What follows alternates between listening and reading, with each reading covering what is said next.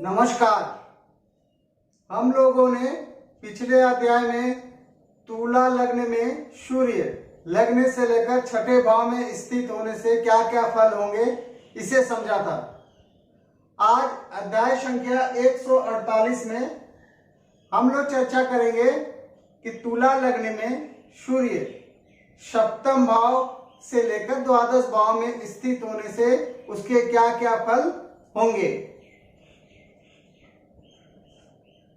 तुला लग्न में सूर्य सप्तम भाव में स्थित होने से सूर्य यहाँ उच्च के होंगे, क्योंकि मेष राशि में सूर्य उच्च का होते हैं और तुला लग्न में सप्तम भाव में मेष राशि है स्थित है, जिसके कारण सूर्य यहाँ पर क्या होंगे, उच्च के होंगे। सूर्य यहाँ एकादशेश होकर सप्तम भाव में स्थित है, तो वह इस भाव की वृद्धि करेंगे। काल पुरुष की कुंडली में सूर्य इस स्थान में नीच के होते हैं तथा सूर्य एक अशुभ ग्रह भी है। यह सेपरेटिव इफेक्ट रखने वाले ग्रह होते हैं। तो तुला लग्न में सूर्य सप्तम भाव में यदि स्थित हो तो हम लोग क्या फल कह सकते हैं। हम लोग कह सकते हैं कि ऐसे जातक की पत्नी प्रभावशाली हो सकती है। यदि पुरुष की कुंडली हो तो पत्नी के विषय में कहेंगे, और यदि स्त्री की कुंडली हो तो पति के विषय में हम लोग यहां से समझेंगे। तो उदाहरण के लिए हम लोग इसे पुरुष की कुंडली मानकर समझते हैं। ऐसे जातक की पत्नी प्रभावशाली होगी। हो सकता है कि ऐसे जातक अपने पत्नी के अंडर में कार्य करे। ऐसे जातक की पत्नी अनुशासन को पसंद करती है, वह अनुशासन में रहना भी पसंद करती है। साथ में वह चाहती है कि उस अपने पति को अनुशासित करके रखे, परंतु सूर्य अशुभ ग्रह है तो वह भी इस भाव में प्रभाव रखेगा। तो सूर्य के प्रभाव से हो सकता है कि पति पत्नी के बीच में सामंजस्य की कमी हो सकती है।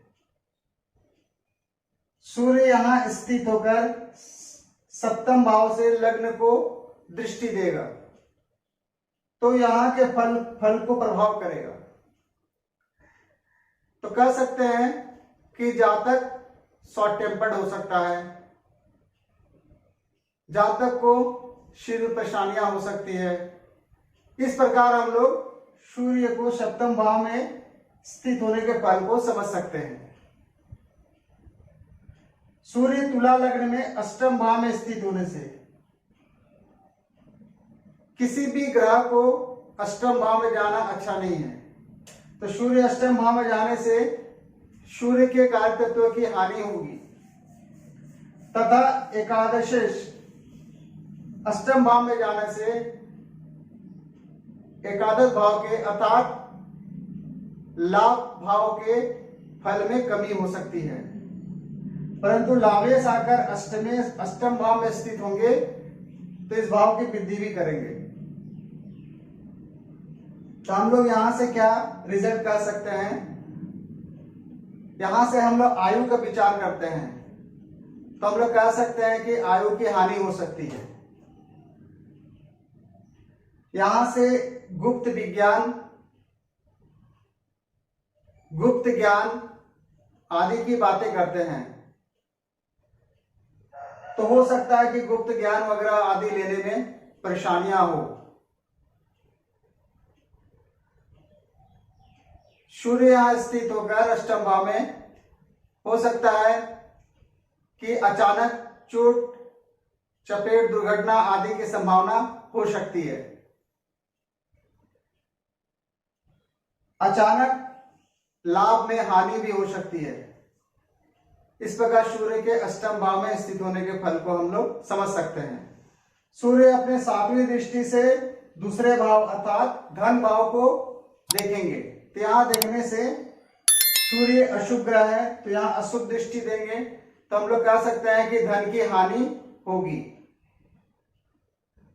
कुटुंबों से संबंध अच्छे नहीं हो सकते हैं।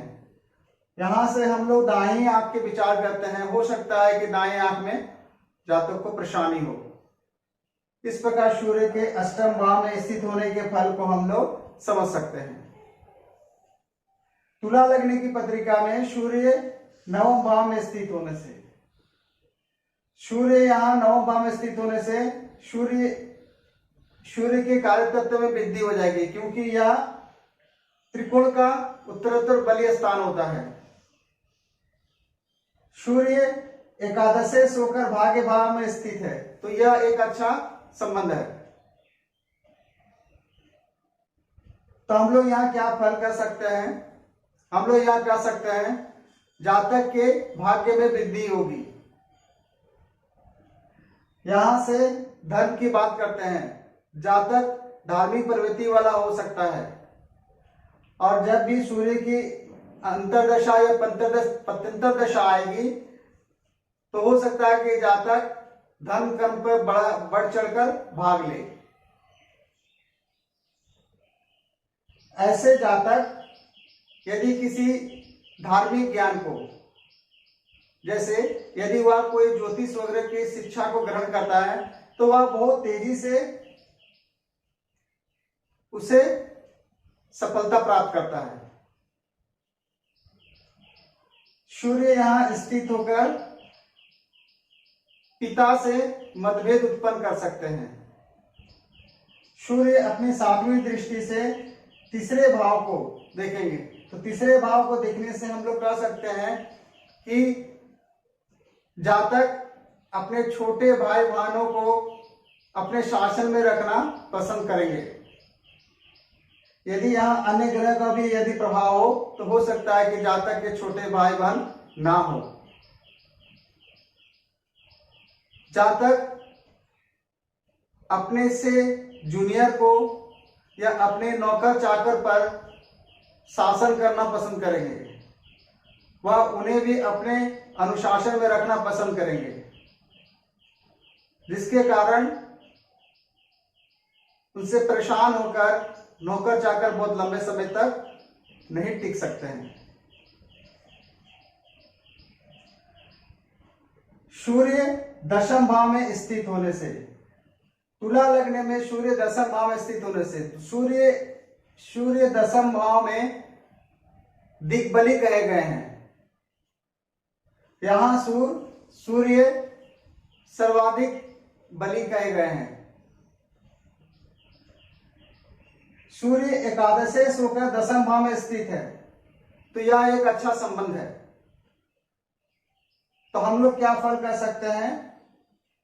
तो हम लोग यहां कह सकते हैं कि जातक जो है अपने कर्म के क्षेत्र में लगातार तरक्की करेगा, लगातार अपने कार्यों में वृद्धि करेगा।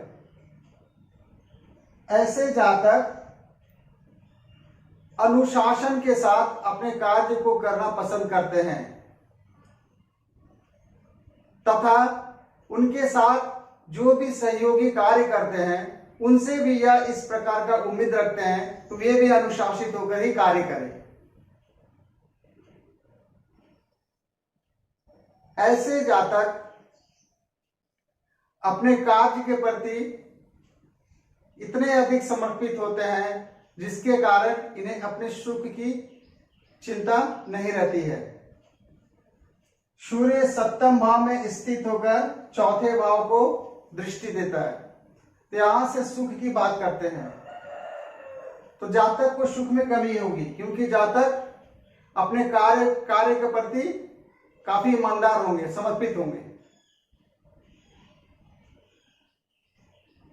ऐसे जातक को के पास वाहन यदि होंगे तो वाहन का जो सुख है वह प्राप्त करने में उसे परेशानियां होगी,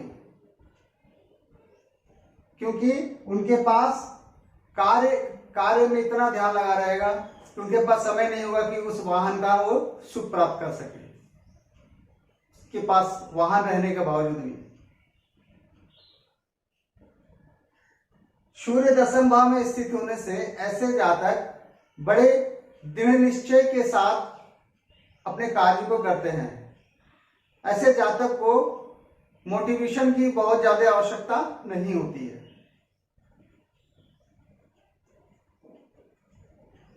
सूर्य तुला लग्न में एकादश भाव में स्थित होने से, सूर्य एकादश भाव में स्थित होने से सूर्य यहाँ अपने भाव का ही स्थित है, अर्थात अपने घर में ही स्थित है।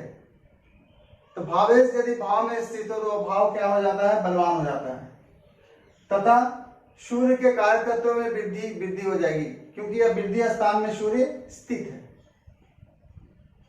तो हम लोग यहाँ क्या फल कर सकते हैं, हम लोग कह सकते हैं कि जातक यदि व्यवसायी हो तो उसे अपने जीवन में लगातार लाभ प्राप्त होता रहेगा, निरंतर लाभ प्राप्त होगा।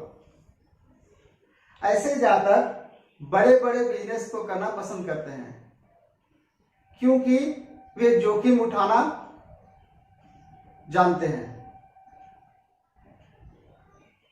यदि सूर्य एकादश भाव में स्थित हो तुला लग्न में और उसकी अंतर्दशा और पत्यंतर दशा आए, तो ऐसे जातक जब यदि इन्वेस्ट करे तो उस इन्वेस्ट का उसे लाभ प्राप्त होता है। सूर्य की अंतर्दशा पत्यंतर दशा आए तो हो सकता है कि जातक को प्रमोशन प्राप्त हो।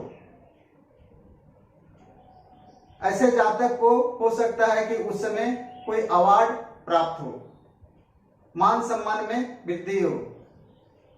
इस प्रकार हम लोग सूर्य के एकादश भाव में बैठे समझ सकते हैं। सूर्य अपने सप्तम दृष्टि से पंचम भाव को देखेंगे तो जातक बुद्धिमान होगा, ज्ञानवान होगा और अपनी बुद्धि और ज्ञान से अपने जीवन में काफी तरक्की करेगा और उससे लाभ भी प्राप्त करेगा। इस प्रकार हम लोग सूर्य के एकादश भाव में स्थित होने के फल को समझ सकते हैं। तुला लग्न में सूर्य द्वादश भाव में स्थित होने से द्वादश भाव में किसी भी ग्रह का जाना अच्छा नहीं है। तो सूर्य द्वादश भाव में स्थित होने से सूर्य के कारक तत्वों की हानि कहेंगे, तथा सूर्य द्वादश भाव में स्थित होने से द्वादश भाव में भी हानि होगी, तथा सूर्य अपनी सप्तम दृष्टि से छठे भाव को देखेंगे तो इस भाव को भी हानि। साथ ही एकादश से होकर लाभेश होकर या द्वादश भाव में स्थित है तो लाभ में भी परेशानी हो सकती है। या लाभेश होकर द्वादश क्षमा चाहते हैं, या लाभेश होकर द्वादश भाव में स्थित होने से हम लोग कह सकते हैं कि जातक विदेश यात्रा कर सकता है, विदेश जा सकता है। इस प्रकार हम लोग सूर्य के तुला लग्न में सप्तम भाव में स्थित होने से, अष्टम भाव में स्थित होने से, नवम भाव में स्थित होने से, दसम भाव में स्थित होने से, एकादश भाव में स्थित होने से और द्वादश भाव में स्थित होने से क्या क्या फल होंगे, इसे हम लोगों ने समझा। आज बस इतना ही रखते हैं। उम्मीद करता हूं कि आप लोगों को यह छोटा सा ज्योतिष का ज्ञान पसंद आया होगा। यदि पसंद आया हो तो कृपया चैनल को सब्सक्राइब, शेयर तथा लाइक जरूर करें। इस वीडियो को अंत तक देखने के लिए आप सभी को बहुत बहुत धन्यवाद। नमस्कार।